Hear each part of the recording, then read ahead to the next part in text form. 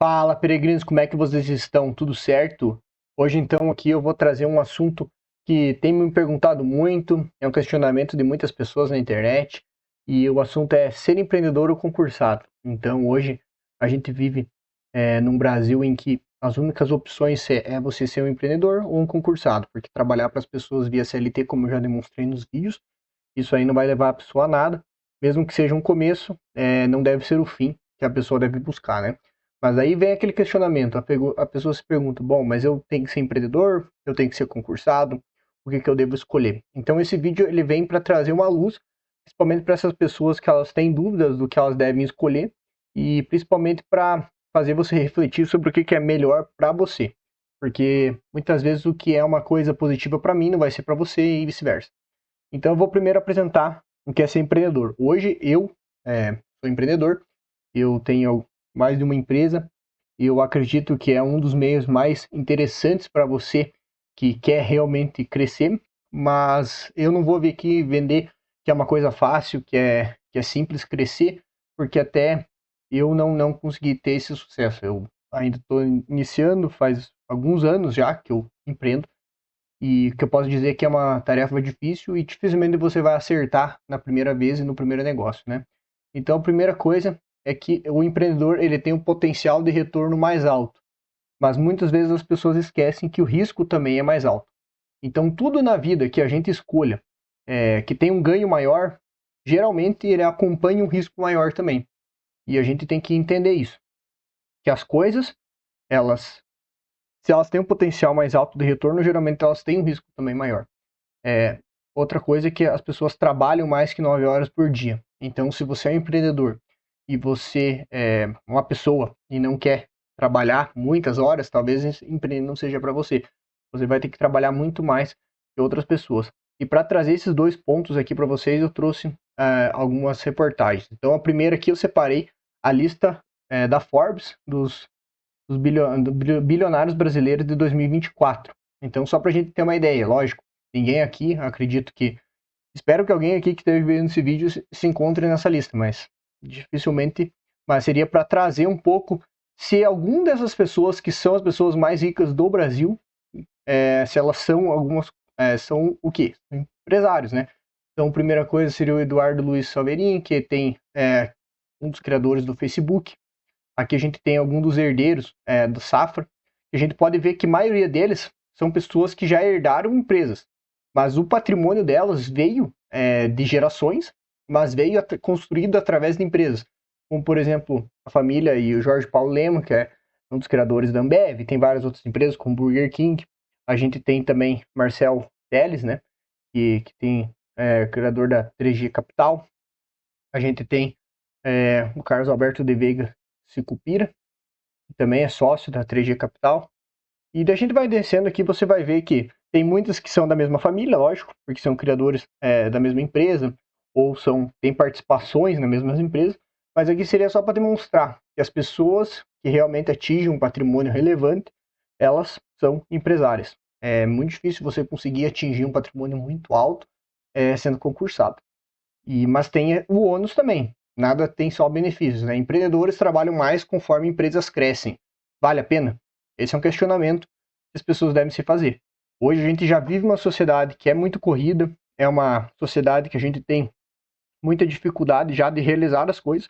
Imagine se você ainda vai ter que botar mais carga de trabalho. Alguma coisa nesse equilíbrio de pratos que a gente vai ter que fazer ao longo da nossa vida, entre trabalho, família, lazer, algum prato vai cair.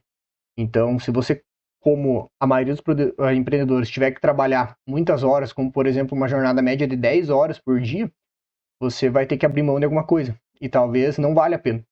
Então, um dos motivos que fez eu criar um canal no YouTube e eu vim para esse meio digital é que aqui a gente tem uma capacidade de crescer de uma maneira mais tranquila. Não que você não tenha que trabalhar muitas horas, mas trabalhando no meio digital, você tem a capacidade de você trabalhar de casa, trabalhar remoto. Enquanto eu tenho outras empresas que você tem que estar lá presencialmente. Isso é muito ruim.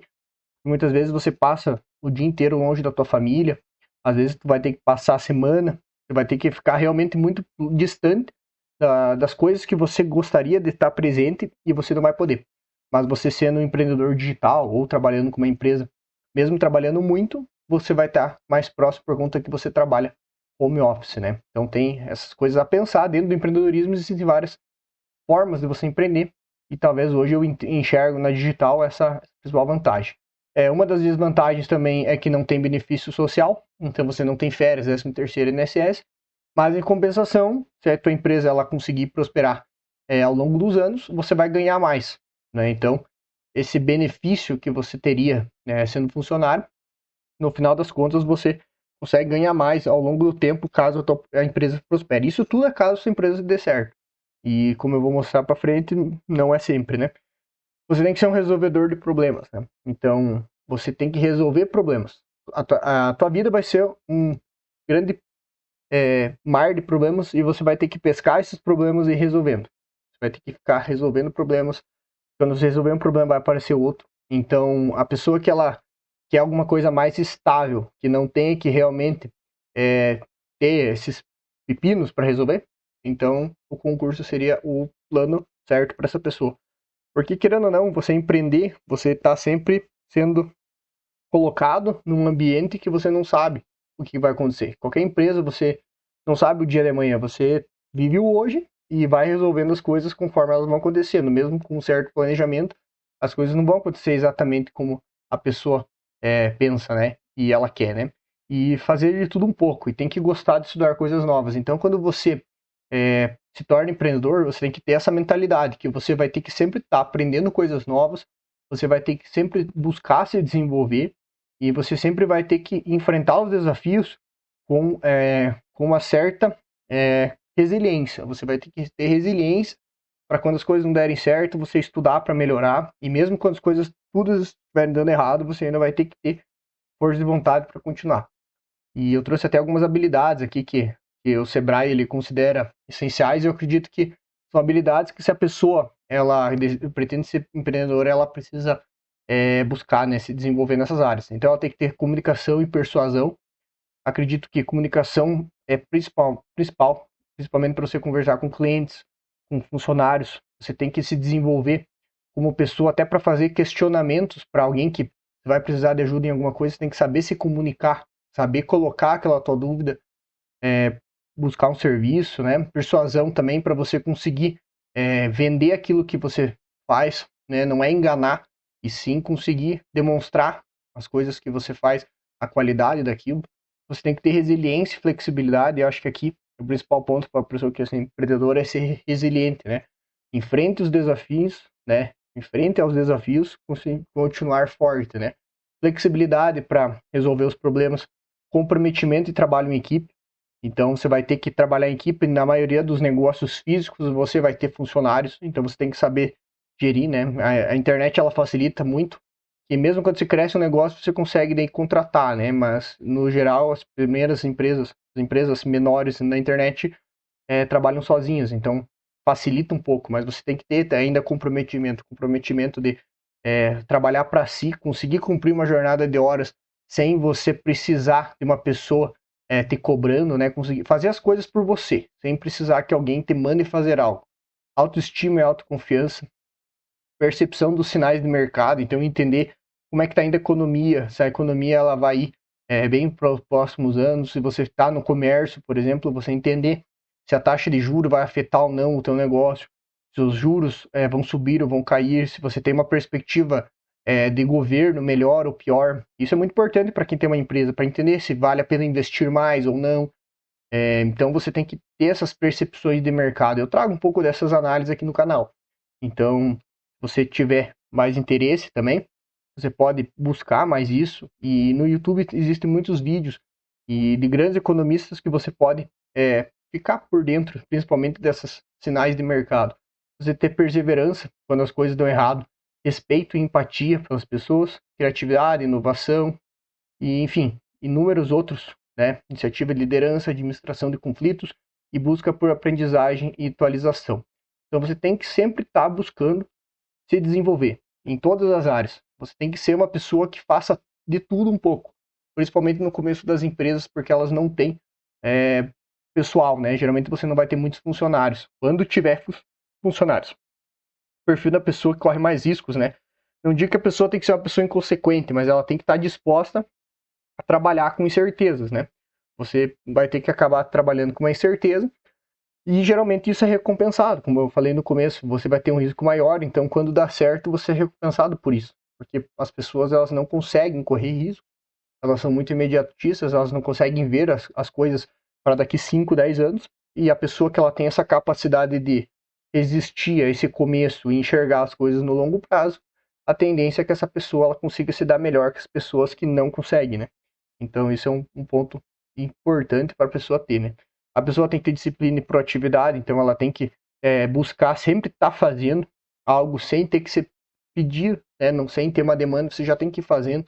Disciplina, né? Para mesmo quando as coisas estão dando errado, você continuar com a mesmo empenho, mesma vontade fazendo as coisas e aceitar o fato que a maioria não vai chegar lá. Então aqui seria um ponto que eu queria bater na tecla e realmente demonstrar que mesmo que o empreendedor pareça ser a melhor opção para muitos, e eu acredito que eu acredito que a gente tem um país que a gente tem muita oportunidade e a gente tem que buscar empreender mesmo, porque o Brasil, mesmo que ele seja um país difícil de empreender, existe muita demanda ainda por muitas coisas no Brasil. A gente pode melhorar o país sendo empreendedor. O Brasil, ele melhora quando a gente é empreendedor. E a gente...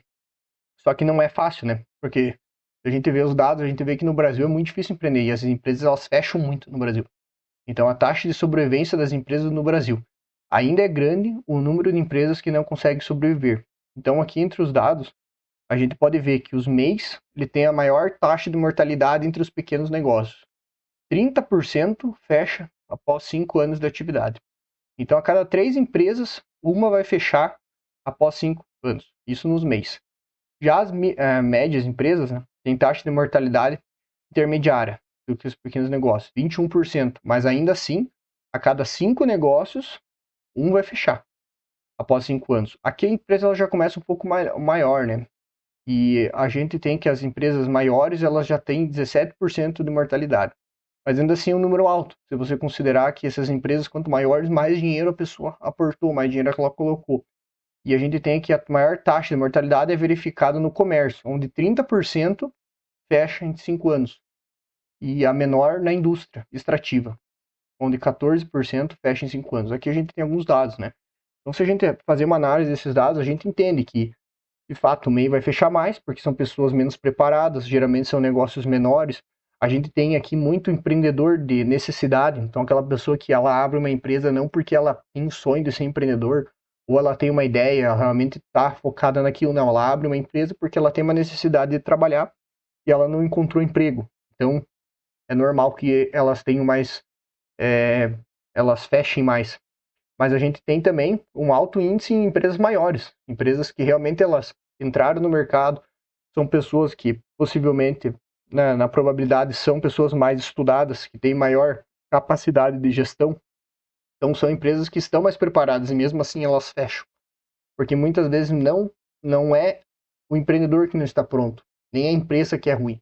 Às vezes o próprio mercado, ele não existe uma demanda para aquilo, ou o mercado ele está saturado, ou o momento econômico do Brasil não é bom, e a empresa ela fica muito tempo estagnada, a pessoa acaba fechando essa empresa.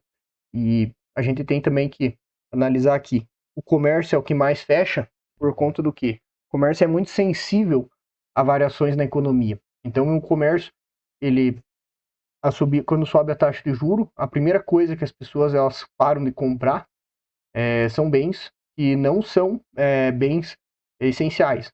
Então, como por exemplo comida, remédios, moradia, esses bens que a pessoa precisa manter para ela sobreviver, ela não corta.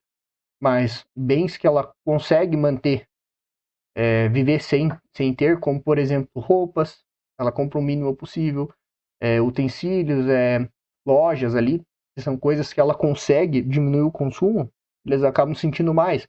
Então essas empresas elas são muito sensíveis à taxa de juro, principalmente porque as pessoas não conseguem mais parcelar, e também por conta que o dinheiro fica mais caro, né?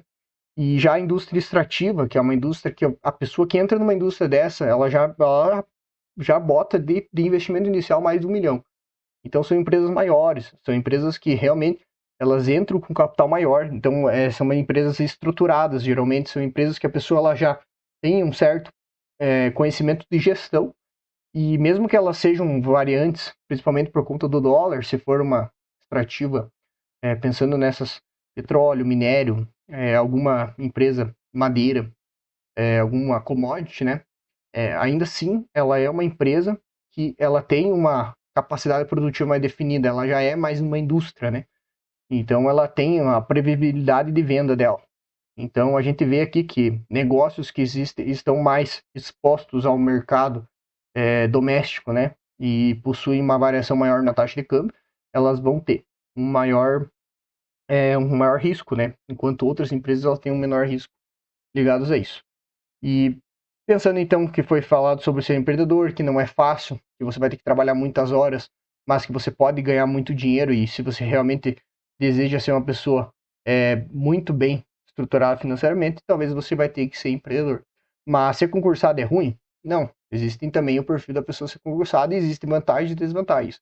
Então eu vou listar algumas vantagens e desvantagens de ser concursado. A primeira vantagem, eu acredito que seja a mais interessante, que é a questão da segurança. Quando você é concursado, você tem muita segurança.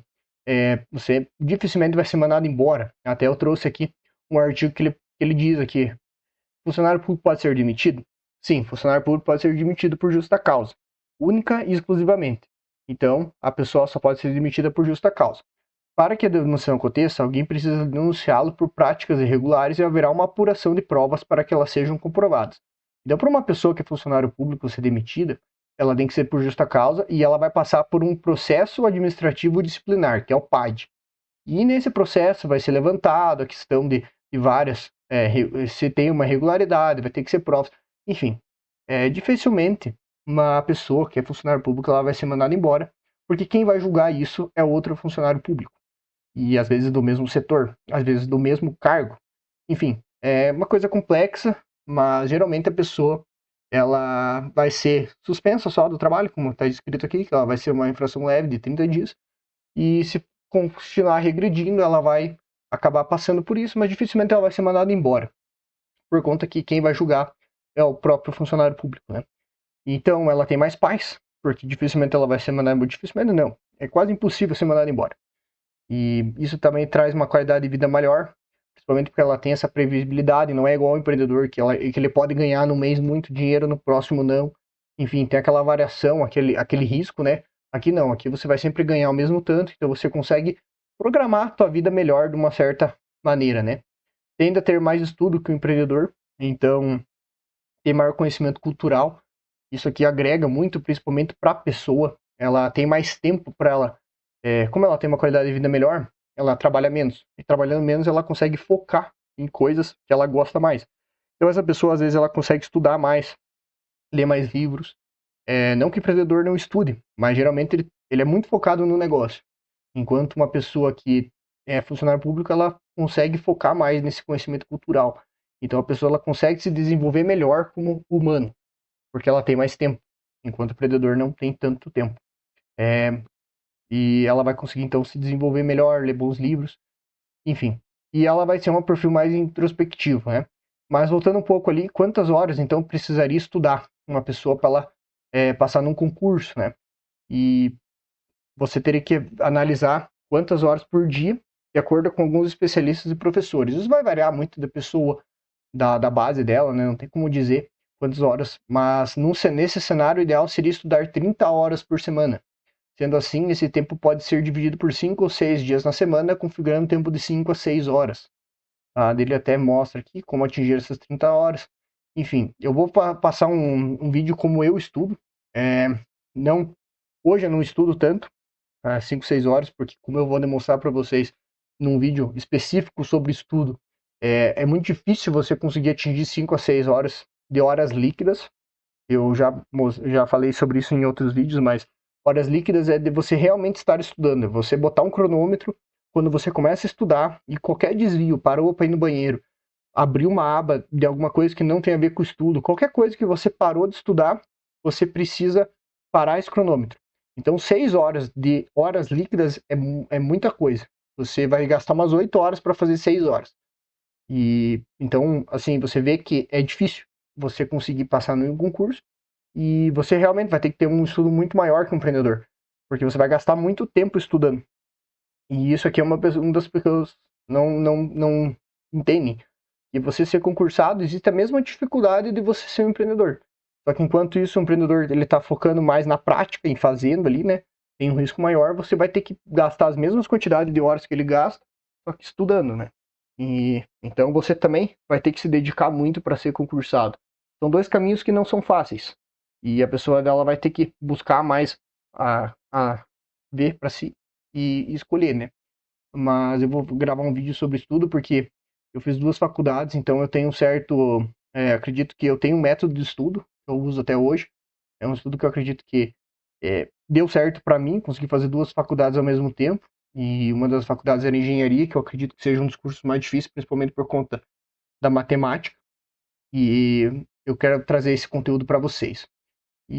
Mas voltando aqui, questão de trabalho, né? A pessoa vai trabalhar 8 horas por dia e nem sempre, então todas essas vantagens que ela tem, depois daquele período grande que ela teve que estudar, ela vai ter essas vantagens, que é principalmente não trabalhar tantas horas por dia. Trabalha 8 horas por dia, mas acaba podendo sair durante o trabalho, dependendo do cargo que você tem. Se você tem mora numa cidade pequena, você pode sair 2, 3 horas na tarde ali e é tranquilo. Enfim, existem várias vantagens. E uma das desvantagens é que a renda aumenta pouco ao longo da vida. Então, só se você subir cargos por concurso. Então, você não vai conseguir dar grandes saltos, né?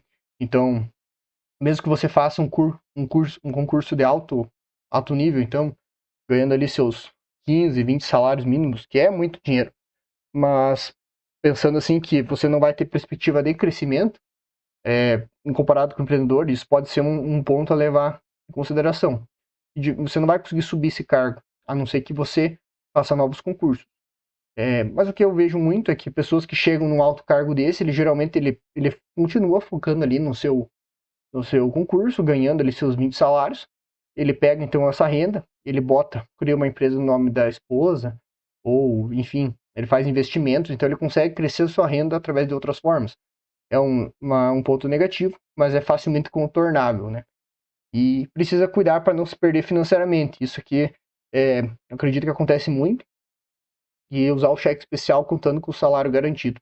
Então a pessoa ela acaba fazendo planos, ela entra em financiamentos, ela realmente ela faz a vida dela baseando nesse salário e considerando que esse salário nunca vai atrasar e que está garantido ali, ela ganha um alto salário, então ela financia um carro já considerando o salário, ela financia uma casa, ela já faz várias dívidas de longo prazo ali, considerando que o dinheiro é garantido.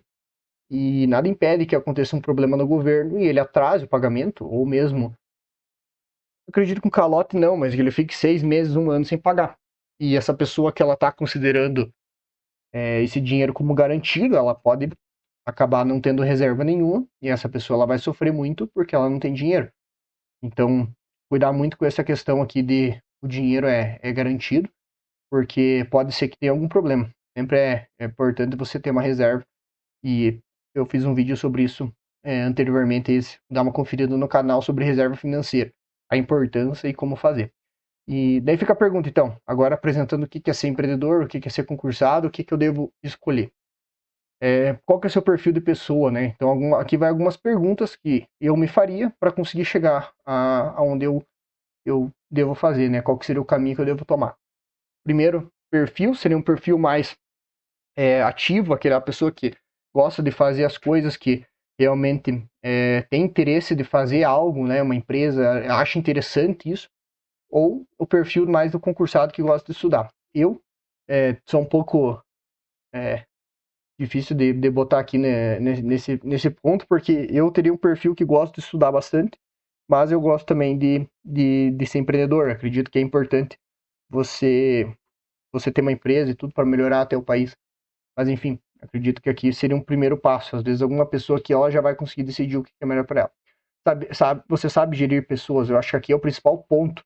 Eu tenho uma dificuldade muito grande em ser empreendedor por conta que eu tenho uma dificuldade em gerir pessoas.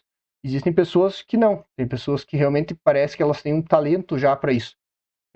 Elas parece que elas conseguem gerir muito melhor algumas pessoas E elas já são líderes desde pequena, elas assumem a liderança muito fácil, e não só assumem, elas conseguem fazer com que essas pessoas que são lideradas por elas consigam dar resultado.